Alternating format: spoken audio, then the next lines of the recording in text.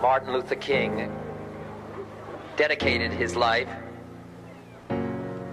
to love and to justice between fellow human beings. He died in the cause of that effort. In this difficult day, in this difficult time for the United States, it's perhaps well to ask what kind of a nation we are and what direction we want to move in. I think of how people get scared of talking about race. And like, it's crazy because it's 2018.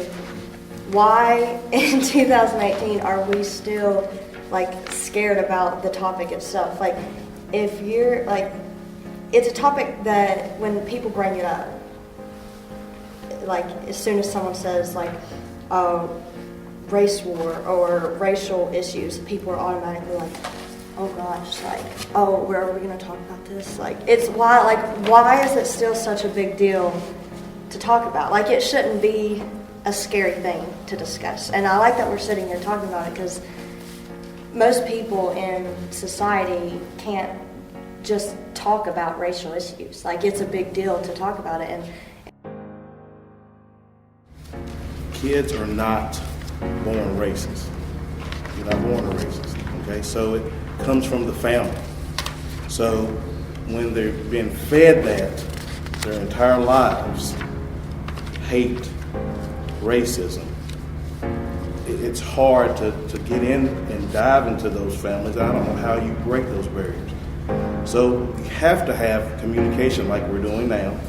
You can't be desensitized to these things. I talk to my kids all the time about it. And you hope that in the schools, in the communities, in the classrooms, that some of the ones that are being fed this can learn a different way. Because that's the only way that sometimes these kids break away from those family type, the history in their families. I think now it is up to us teens to change people's views, because us teens can help change other people's views and understandings.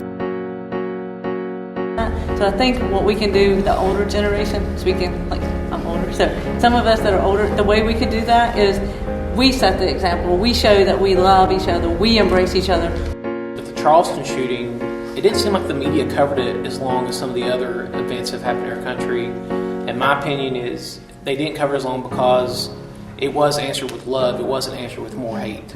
You're saying, I think it's going to take more of us, more millennials and more people from older generations believing in the younger generation to be the change. And I hear all the time that, you know, like the young generation, man, I don't know what's going on with them. They're always in their phones, and they have a lot of talents and abilities and things that I can't even do.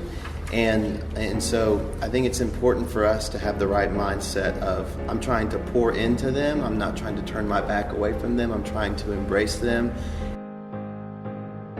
What gave me the most hope was having the teenagers here with us and hearing their voices and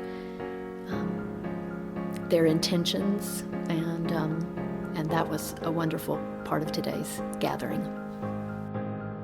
I'm going to start talking to more people about it, and I'm not going to be as closed off as some people are. Like in the discussion, Autumn said that students don't really talk about it in school, so I'm going to try to help the students to understand that there's nothing wrong with talking about it, and that it's an open subject that people need to talk about.